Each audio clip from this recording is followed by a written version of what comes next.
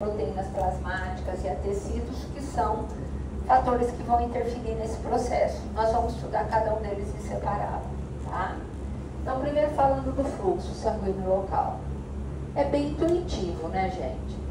Se a gente pensar que o cérebro, o fígado, recebem grande volume de sangue o tempo todo, dá para imaginar que vai chegar mais fármaco inicialmente nesses tecidos, né? Então, a distribuição, principalmente no início da administração, vai chegar mais fármaco no cérebro, coração, rim, fígado, que são tecidos mais vascularizados.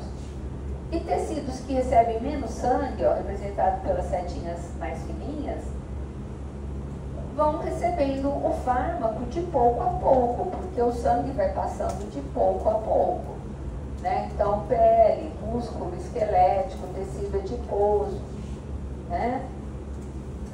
E aqui, esse esqueminha ilustra bem como que isso acontece. Então, a gente fez a administração. Nos primeiros momentos, o fármaco vai ser distribuído principalmente para os tecidos mais vascularizados, que aqui estão representados: encéfalo, pulmão, coração, fígado. E, claro, permanecer na circulação, né, na corrente sanguínea. Aí, gente, com o passar do tempo, tudo no nosso organismo tende ao equilíbrio, né? Então, a quantidade de fármaco que estava mais concentrada nesses tecidos mais vascularizados, conforme os outros tecidos também vão recebendo fármaco, essas moléculas vão sendo deslocadas para os tecidos menos vascularizados. Então, que a gente chama de redistribuição. Então, vai sofrendo redistribuição para tecidos menos vascularizados. Isso vai ter impacto, por exemplo, no caso de um anestésico. Quando a gente administra, muito rapidamente, o anestésico geral, aí eu estou pensando no anestésico geral, tá? Então, um anestésico inalatório. Quando a gente administra, a pessoa muito rapidamente é anestesiada. Porque o que foi absorvido, grande parte já vai direto para o cérebro, que é justamente onde... Já está acabando. Que é justamente onde o anestésico geral tem que atuar. Então já vai numa quantidade grande e já anestesia. E infelizmente, por esse mesmo motivo, é por isso que as pessoas usam muito via intravenosa, via pulmonar, para usar droga de abuso, porque a droga de abuso também vai fazer efeito no cérebro. Então, essas vias que a absorção é rápida e como a distribuição para o cérebro é rápida também, então, quase que instantaneamente a pessoa já sente a recompensa por ter usado a droga. E quanto mais rápida é a resposta, então, quanto menos tempo tem entre o estímulo e a recompensa, mais viciante é aquela substância. Então, esse é um grande problema, inclusive.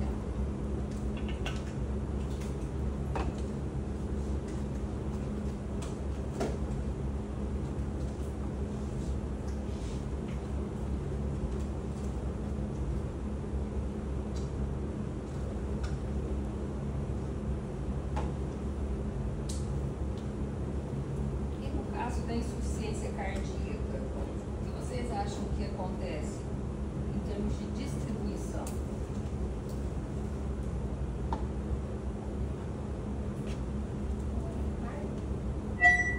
Isso mesmo. É porque a insuficiência cardíaca prejudica a circulação nos diferentes tecidos. Então ela acaba retardando, né, prejudicando também a distribuição dos fármacos. Vai ficar tudo mais lento.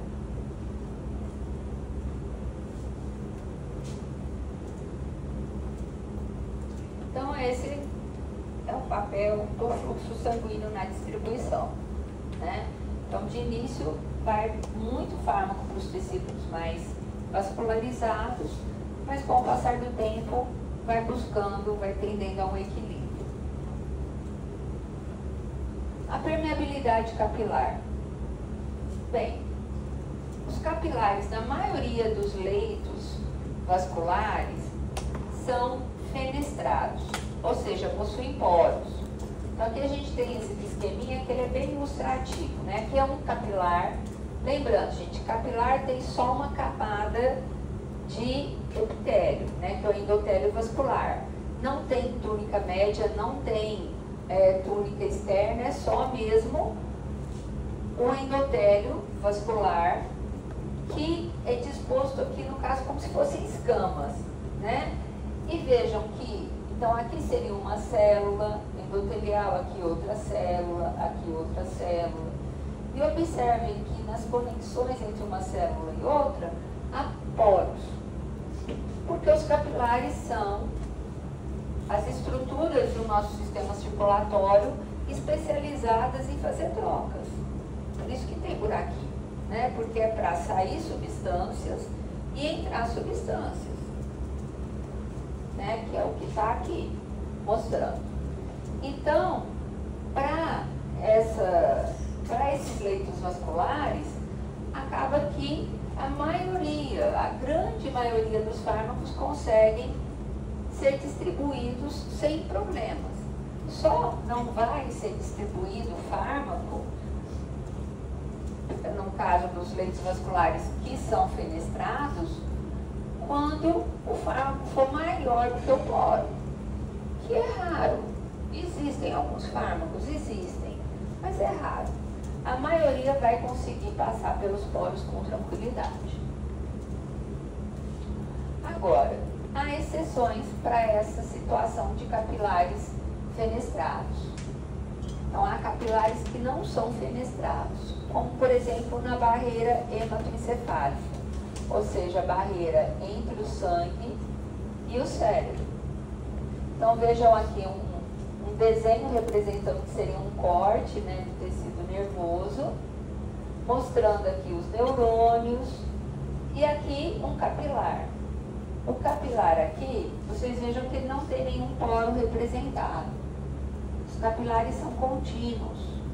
Na verdade, eles têm zônulas de oclusão. Igual as zônulas de oclusão que nós vimos no epitélio intestinal, que não deixa passar nada entre as células do epitélio intestinal, aqui também tem zônula de oclusão, que não deixa que substâncias atravessem entre as células. O que vai, então, resultar, né? De que uma substância, para chegar no tecido nervoso, ele vai ter que atravessar a membrana plasmática lá das células do endotélio, tá?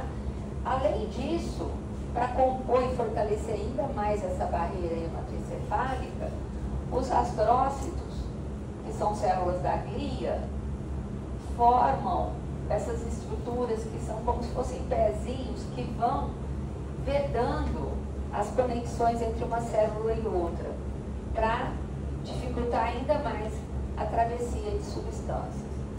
Qual que é a lógica disso? A gente entende que o cérebro é a nossa central de comando. Então, provavelmente a intenção aqui é evitar que substâncias quaisquer adentrem o cérebro. Então, no caso dos nutrientes, a gente vai ter aqui nas células endoteliais transportadores que vão transportar a glicose, os aminoácidos, vitaminas para o tecido nervoso, tá? E com relação ao fármaco? O fármaco ele vai ter que ser capaz de atravessar a célula do endotélio vascular, atravessar a membrana. Então, vai fazer isso da mesma maneira que a gente estudou com relação ao epitélio intestinal. Só que aqui é na distribuição e lá a gente tinha visto no contexto de absorção. Então, aqui também, se o fármaco for lipossolúvel, ele consegue atravessar a membrana por difusão passiva. Então, por isso que existem fármacos que fazem ação sobre o cérebro, né? Então, por exemplo, os psicofármacos, antidepressivos, ansiolíticos, antipsicóticos, antiparkinsonianos, são substâncias lipossolúveis no geral, justamente para conseguir atravessar a barreira hematoencefálica por difusão passiva. E há alguns fármacos, poucos, mas há, que têm afinidade por sistema de transporte ativo. Então, alguns fármacos conseguem enganar os transportadores, fazendo de conta que são outras substâncias, e acabam conseguindo entrar.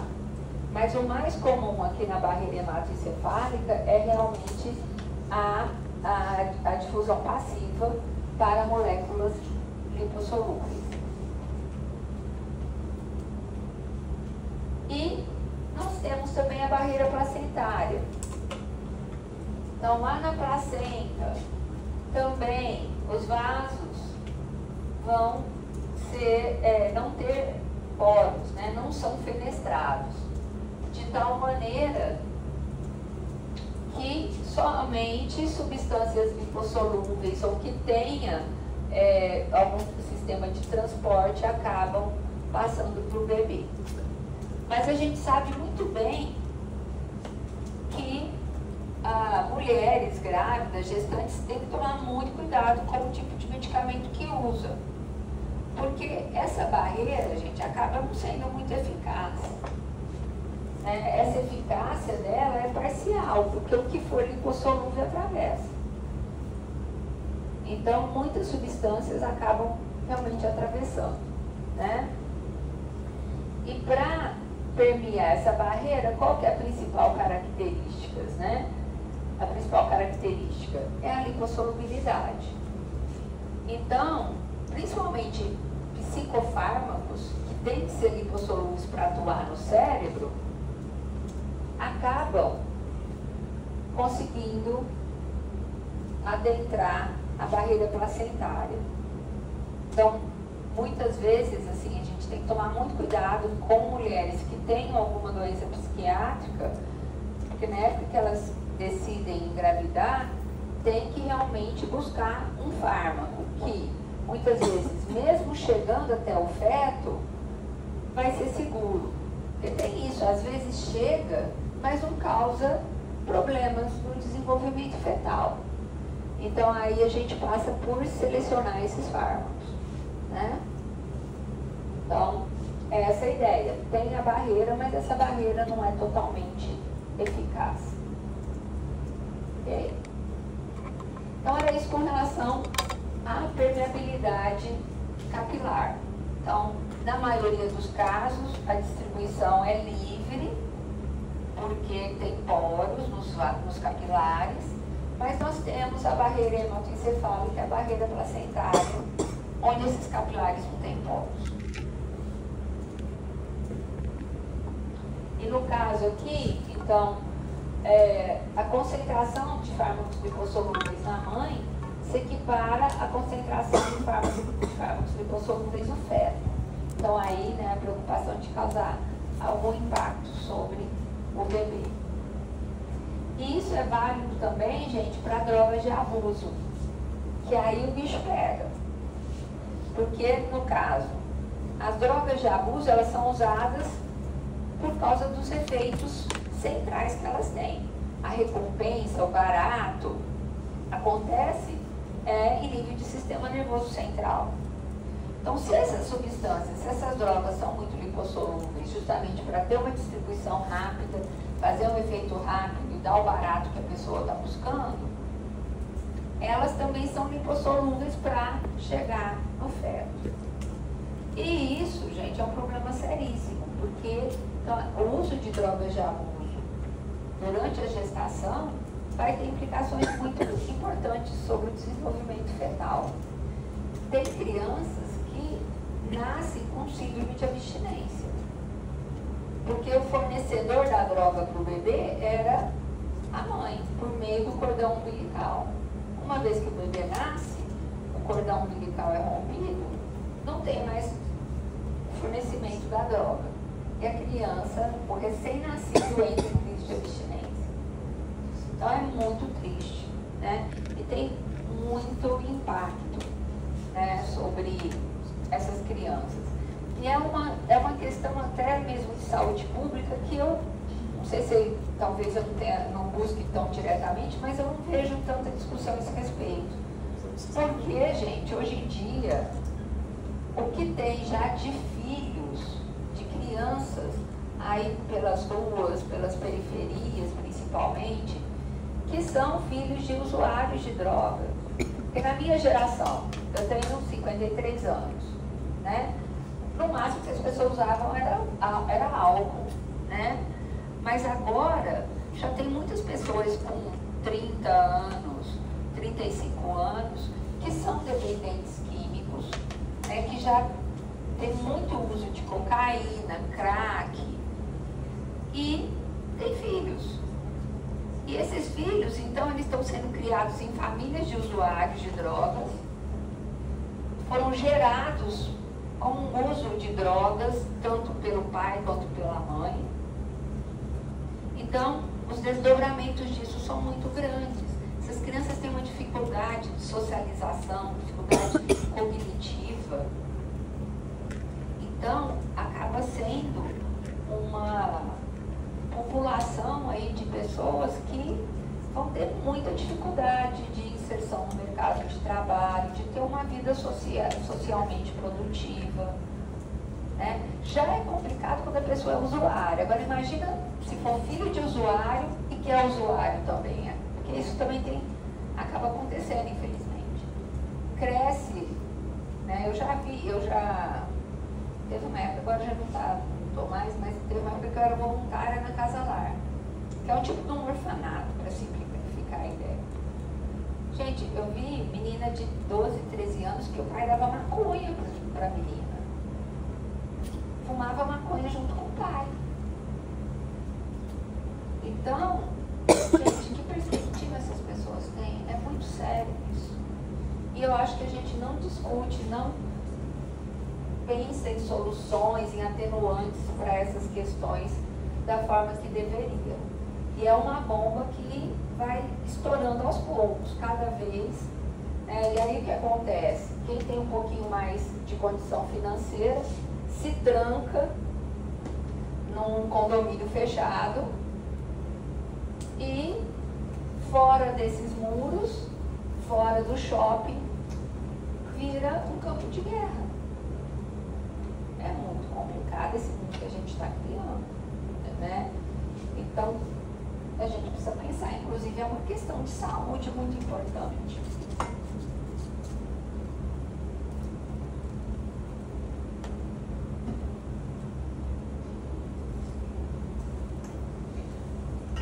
Outro aspecto que interfere na distribuição de fármacos é a ligação do fármaco a proteínas plasmáticas, também chamadas de proteínas carreadoras. Vamos aqui, gente, diferenciar muito claramente proteína transportadora de proteína plasmática. As proteínas transportadoras que nós falamos até agora,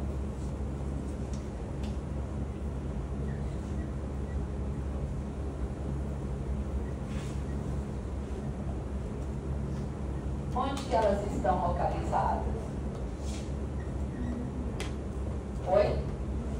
Na membrana da célula, né? Na membrana citoplasmática.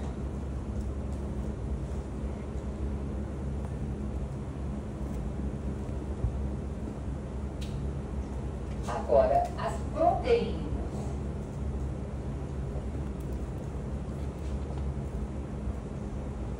plasmáticas estão localizadas onde está falando que elas estão mesmo, no plasma, ou seja, no sangue.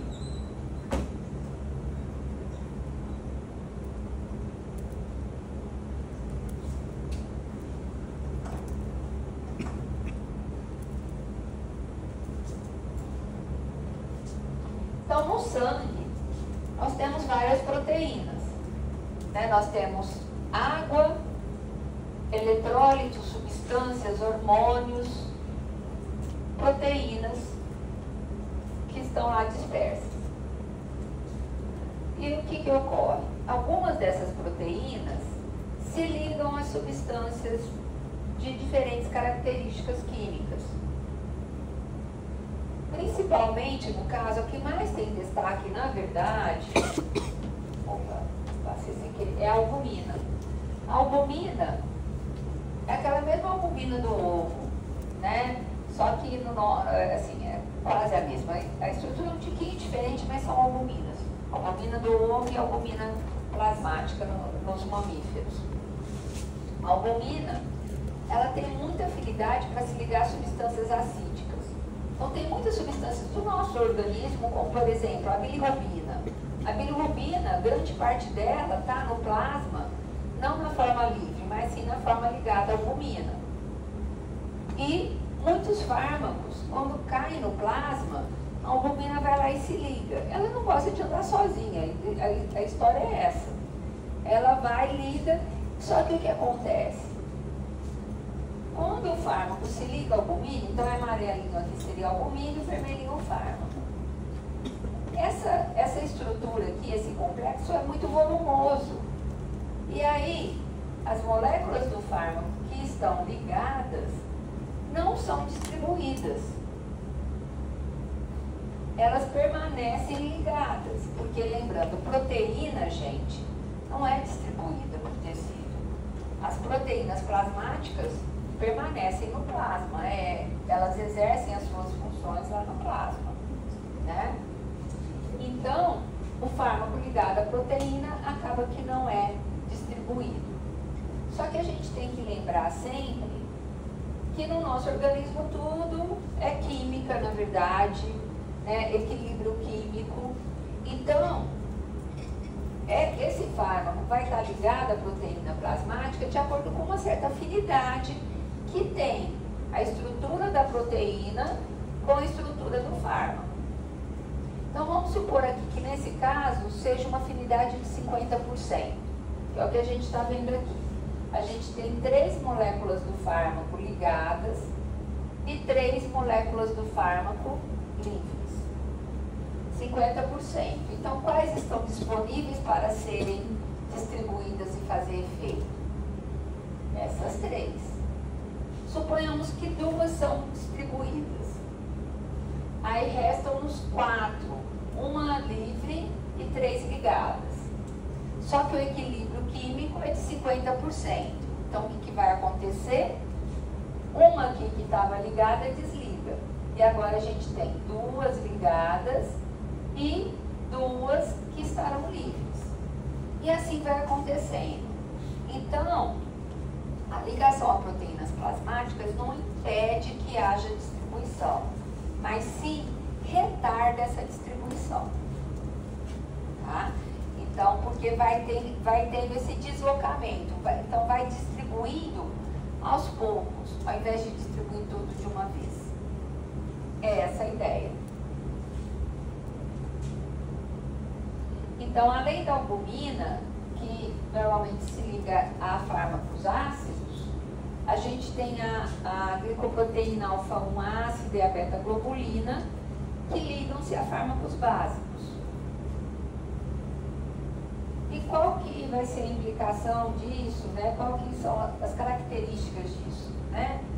Lembrando que no caso essa ligação geralmente é reversível, então liga e desliga.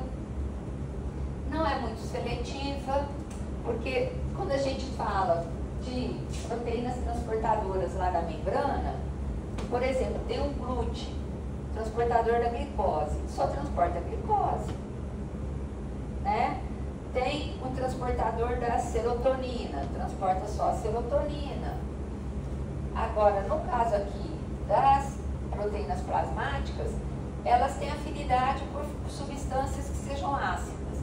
Então, não importa se é o ácido valproico, o ácido acetilsalicílico, fenobarbital, ela se liga de boa, a albumina vai se ligar. Então, por isso que eu te falo que não é tão seletiva, vai se ligar a todo as substâncias que têm aquela característica química no geral. Tá? Pode acontecer competição por sítios de ligação. que a gente vai falar daqui a pouco. No próximo slide eu vou ilustrar isso melhor. E pode acontecer saturação. No caso da saturação, a albumina principalmente a gente tem em grande quantidade no nosso plasma. Raramente a gente vai ter um fármaco que vai causar uma saturação dos sítios de albumina, a ponto de não ter mais albumina livre. Mas há condições que podem causar diminuição dos níveis de albumina no paciente, condições patológicas, né? Então pode levar a hipoalbuminemia, como por exemplo, desnutrição, queimaduras de grande extensão, insuficiência hepática, insuficiência renal. Aí podem levar a hipoalbuminemia. Aí sim, esse equilíbrio aqui vai ficar alterado. Então, a gente vai ter menos albumina, menos sítio de ligação, vai ter mais fármaco livre, vai ter uma distribuição mais rápida. O que pode acontecer como consequência? Maior incidência de reações adversas, por exemplo. Porque ao invés de distribuir aos poucos, como ocorre normalmente, aquele fármaco vai ser distribuído muito rapidamente. Aceleraria, né? Então, se a ligação retarda, a falta de albumina para ligar acaba acelerando a distribuição. E aí vai ter muito fármaco chegando no tecido para fazer efeito.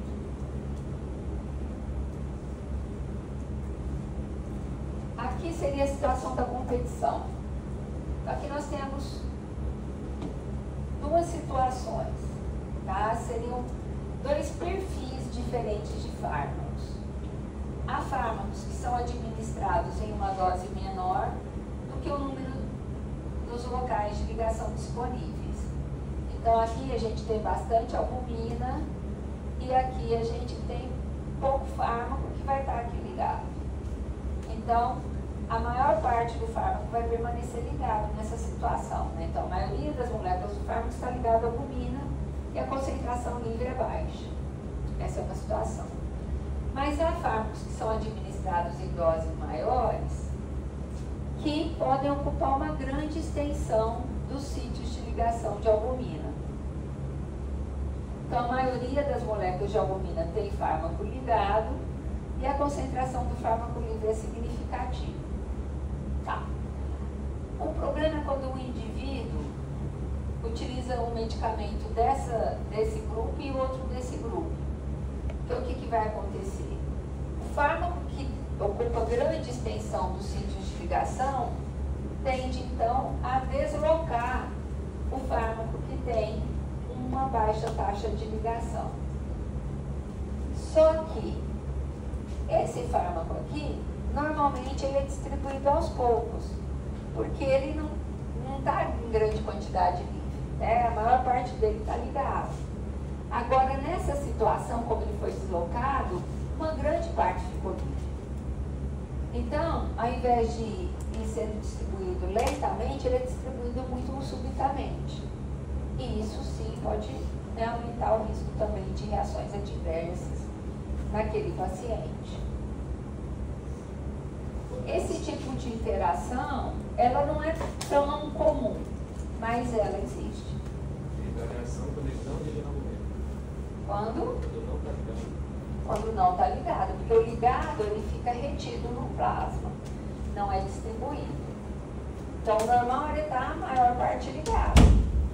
Aí é fazendo distribuição bem lenta, isso é o normal. Agora, quando tomam os dois juntos, o que era para estar ligado, o vermelhinho, ficou tudo livre. Estando livre, a distribuição é mais rápida. Sendo mais rápida, a gente pode ter mais reações adversas. E quando a pessoa tem pouca albumina, tem mais chance de reação. Também. Pouca albumina também.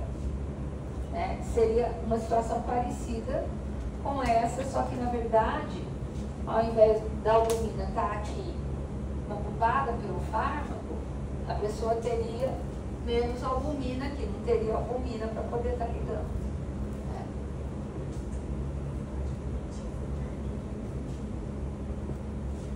Tá. Existem fármacos que ocupam poucos sítios de ligação da albumina. outros que ocupam muitos sítios. Se acontecer do paciente tomar um fármaco desse juntamente com um fármaco desse, vai ter uma interação, onde esse que ocupa muito, a gente chama de fármaco deslocador, ele acaba deslocando o que se liga menos. Só que aí, essa quantidade, porque vamos pensar, suponhamos que aqui a gente tenha só 2% na forma livre. Então, o padrão, o normal para aquele fármaco é ir distribuindo de 2 em 2%. Aí, o paciente toma um outro fármaco junto e faz que aumente 10 vezes a fração livre.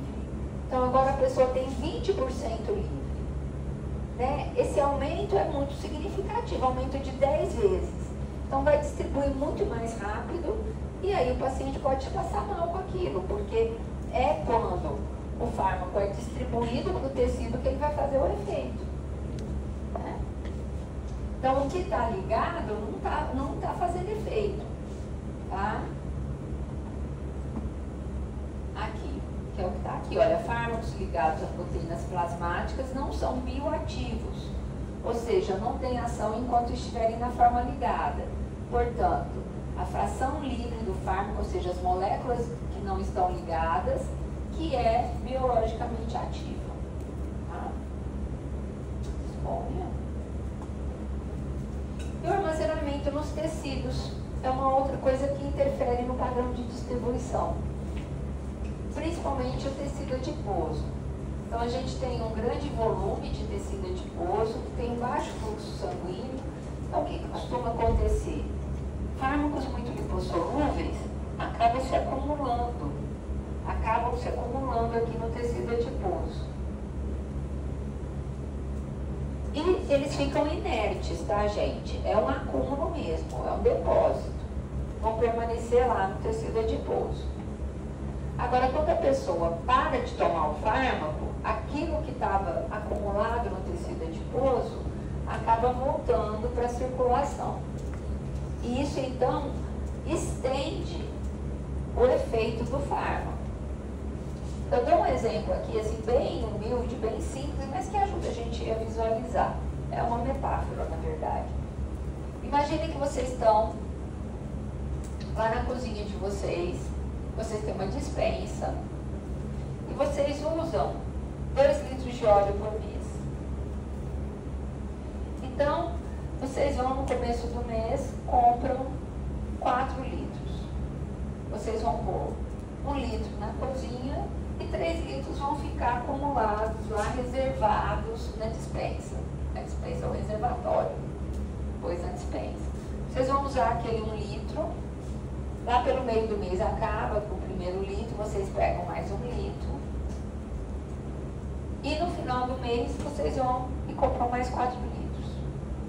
Tinha sobrado 2, agora vocês compraram mais 4, são 6. Aí vocês vão consumir 2 ao longo do mês. Então, desses 6, 2 são consumidos, permanecem 4 lá. Aí, vocês vão e compram mais 4 litros. Aí, então, no final do mês, acaba, né, acumulando, tendo lá, sobrando 6 litros. Aí, a mãe de vocês fala, para de comprar óleo, você está vendo que tá aqui, tem um monte de óleo, compra outra coisa, para de comprar óleo. Aí, você para de comprar óleo, o que vai acontecer? O que está lá na despensa, sua mãe vai continuar usando. Vai usando, então você vai ter óleo por algum tempo, porque estava armazenado lá na despensa. O tecido adiposo no nosso organismo funciona como um reservatório do fármaco também. Então o fármaco fica inerte aqui, ele não faz mal para o tecido adiposo, não faz nada, mas fica lá escondidinho, paradinho. E a questão é, quando a pessoa para de tomar o medicamento, o que estava estocado no tecido adiposo vai retornando para a corrente sanguínea. E isso, então, fármacos que acumulam no tecido adiposo, eles têm uma duração de ação muito mais longa. Porque, né, vai ter esse reservatório que é formado. Ok? E como que a gente mede a distribuição? Eu não posso pegar um pedacinho do músculo do paciente para poder dosar se tem fármaco no músculo. Ou pior, um pedacinho do cérebro da pessoa, não dá, né? A gente tem que encontrar uma solução para conseguir, ao menos, ter uma percepção do padrão de distribuição do fármaco. Então, a gente tem um cálculo que a gente faz que chama volume de distribuição, que é, olha só, um parâmetro farmacocinético que avalia a extensão da distribuição do fármaco. Então, é uma forma indireta da gente entender como que esse fármaco está sendo distribuído. Ou seja, é um volume hipotético de líquido no qual o fármaco se dispersa. Hipotético que a gente vai ver que a gente está só deduzindo, a gente está inferindo que a distribuição está dessa maneira. Para a gente entender o cálculo do VD, a gente tem que lembrar como que a água se distribui no nosso corpo. Então, para um indivíduo de 70 quilos, tem mais ou menos 42 litros de água. Desses 42 litros de água, 28 litros é água dentro da célula. Então, 28 litros de água é intracelular. Então, que a gente chama de volume de água intracelular. E 14 litros é o volume extracelular. Esse volume extracelular é dividido em volume intersticial, que é a água entre as células, os tecidos. E também aqui está junto, gente, a água, por exemplo, que a gente tem nas articulações, na sinóvia, líquido cefalorraquidiano, tudo isso, né, também é água extracelular. E a gente tem a água do plasma, que equivale a 4 litros. Tá? Então, a gente precisa lembrar que essa distribuição, que a gente tem 4 litros no plasma, né, a gente vai ter 14 litros como extracelular e 28 litros como intracelular. Muito bem, aí a gente vai calcular o VD. O VD, então, ele relaciona a concentração plasmática à quantidade de fármaco que foi administrado. Então, VD equivale à quantidade que administrou, eu sei a dose, o quanto eu administrei, dividido pela concentração que foi dosada. Então, aí a gente dosa a concentração no plasma. E o valor de VD que a gente obtiver vai estar relacionado ao padrão de distribuição do fármaco nesses líquidos corporais. Eu vou explicar agora um por um para vocês. Então, vamos pensar aqui, primeira situação. Aqui, o fármaco está retido na corrente sanguínea. Então, ele não está sendo distribuído, vocês percebem? Olha lá. Está aqui na circulação. Não está indo para os tecidos. Então, veja como faz sentido esse cálculo. Ó. Nesse caso, quando eu dosar a concentração plasmática lá no voluntário, porque isso é um cálculo que a gente vai estar fazendo para entender como que é a farmacocinética desse fármaco que a gente está estudando. Então, eu vou lá, doso no paciente, a gente vai ter o máximo de concentração plasmática possível, porque esse fármaco não está sendo distribuído, ele está preso na circulação. Então, a concentração vai ser bem alta.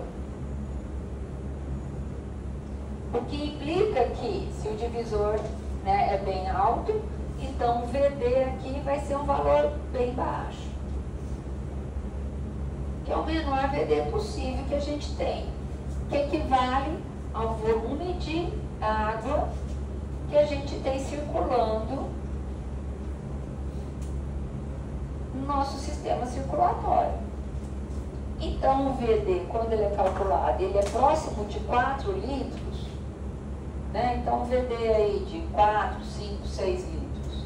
Ou se a gente dividir pelo peso do paciente, então 4 litros dividido por 70 quilos, seria um VD de 0,06 litros por quilo. Quer dizer que o fármaco está confinado ao compartimento plasmático. E que característica do fármaco que faz ele ficar preso no compartimento plasmático? Ou é um fármaco muito grande, é uma molécula que não consegue atravessar os poros, ou tem uma alta taxa de ligação a proteínas plasmáticas, que também vai acabar lentificando esse processo de distribuição. Ok? Então, é essa notícia que esse VD baixo nos dá. Agora, no caso de um VD intermediário, o que a gente está vendo? O fármaco, ele é distribuído pelo interstício das células. E, claro, vai estar em equilíbrio a concentração dentro do interstício com a concentração no plasma. Então, quando a gente dosa a quantidade de fármaco no plasma, a gente vai ter menos, porque uma parte foi distribuída. Então, aí o VD é um VD intermediário, seria um VD equivalente à nossa água extracelular. A água que está no interstício mais a água plasmática, 14 litros, ou 0,2 litros por quilo.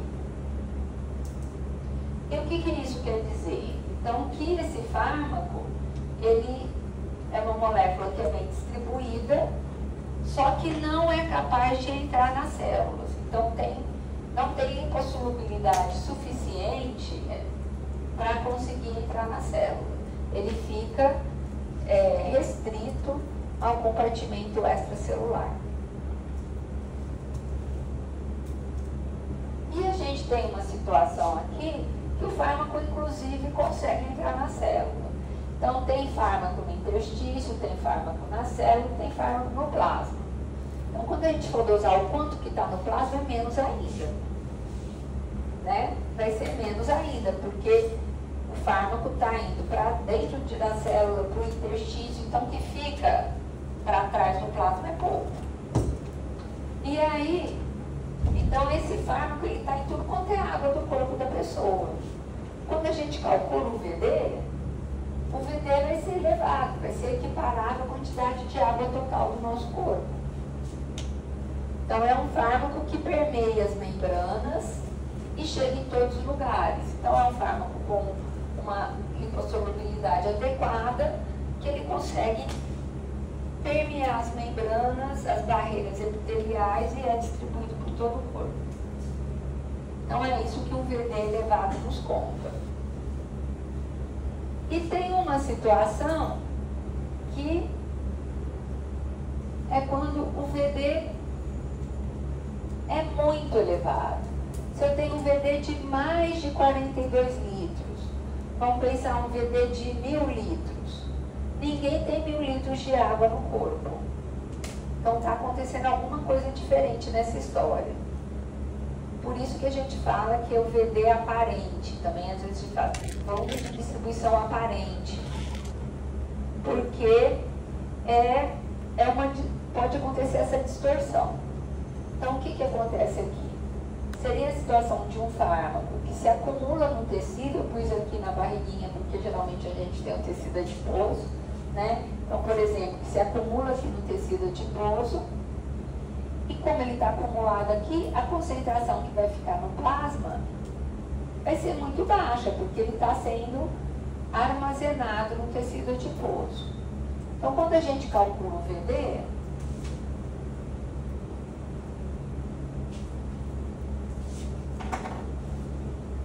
então aqui seria a situação oposta, né? A gente tem muito pouco fármaco ficando no plasma, então a concentração plasmática vai ser bem baixa. Isso faz com que o VD seja um valor bem alto. de água que a pessoa tem no corpo. Então não é que a pessoa tenha um VD de 1000 litros, né? Que a pessoa tenha 1000 litros no corpo. Mas, como o fármaco está sendo acumulado, quando a gente calcula tem essa distorção.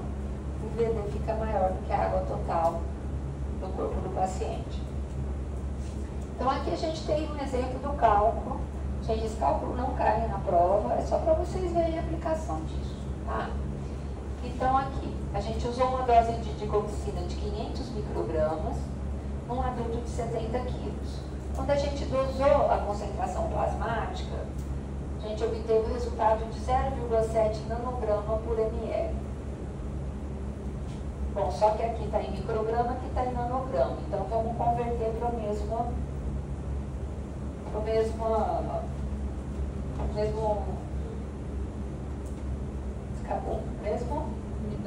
unidade de medida, isso, mesma unidade de medida. Então 500 microgramas são 500.000 nanogramas. E aí, então, dividindo 500.000 por 0,7, corta o nanograma com nanograma, a gente vai ter 714.285 ml, que equivale então a 700 litros. Então, o VD da digoxina é em torno de 700 litros ou 10 litros por quilo. Né? Então, é um VD muito elevado, isso a gente sabe que é devido, no caso da digoxina, a ela tanto ser lipossolúvel acumulado no tecido adiposo, como também tem muita afinidade por algumas proteínas. Então, ela se liga também a proteínas, não se desligando com facilidade, também ficando acumulado em proteína. Qual seria no músculo? Hã? No músculo. Dá problema isso aí? Na verdade, não para o músculo, né? Ela acaba sendo um fármaco difícil de você controlar a dose. Então, o cardiologista tem que sempre estar acompanhando o paciente, porque pode haver alterações nessa dosagem necessária. E, por exemplo, se a pessoa obeso, aí tem perde peso, aí aquilo ali vai soltando o sangue ou não? Vai soltando. Vai. Então, na verdade, para a maioria das pessoas, essa questão do acúmulo no tecido adiposo é um fato que acontece de maneira prevista. Então, na bula, a dose já está prevendo isso e tal. Mas há situações extremas, né, que aí isso pode fazer diferença. Por exemplo, um fisiculturista que tem 5% de gordura só. A gente está acostumado a ter uns 20%. Né? O cara praticamente não tem gordura. Tem fisiculturista que falam que tem 2% de gordura. Ah, tem gordura. Aí, nessa pessoa, vai ter um impacto na farmacocinética. Né? No caso de obeso mórbido, o cara com IMC de 40, até tem uma situação que é bem interessante. Pacientes com obesidade mórbida que passam por anestesia geral.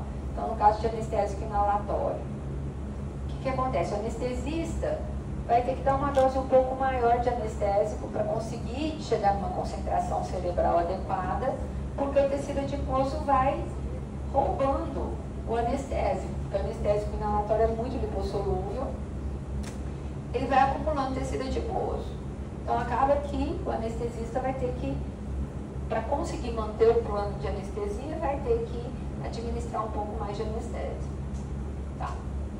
Aí, terminou a cirurgia, para de administrar o anestésico, o paciente vai começar a eliminar o anestésico. Só que, como ele tem um reservatório grande lá no tecido adiposo, o que está reservado vai voltando para a circulação. Como resultado disso, o paciente com obesidade, ele demora mais a voltar da anestesia. E também quando ele volta, às vezes ele volta, fala algumas coisas, aí dorme de novo. Então, isso é sabido, que paciente obeso, com relação ao anestésico geral, ele tem o retorno, né, da anestesia é mais lento.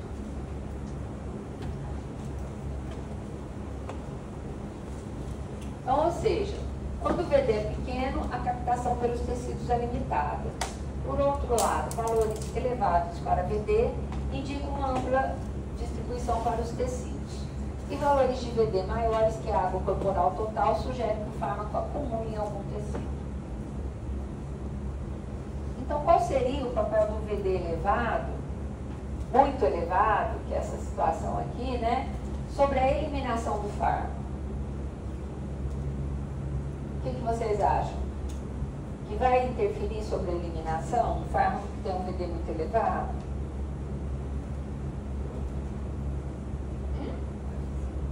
Sim, né? Como? Vai aumentar ou diminuir a eliminação? Vai diminuir a eliminação aumentando o tempo da duração, porque justamente quando o fármaco está acumulado no tecido, ele não está na circulação para ser biotransformado nem excretado. Então ele está protegido dos processos de eliminação. Isso acaba prolongando a ação. Então fármacos muito lipossolúveis tendem a ter uma meia-vida mais longa. Tá? Essa é a bibliografia. E agora a gente vai fazer aqui um disparador, ele é rápido, para vocês raciocinarem um pouquinho sobre isso. É alguma coisa do fármaco ser oleoso com lipossolúvel? Bom, se o fármaco está num veículo oleoso é porque ele é lipossolúvel. Então, né?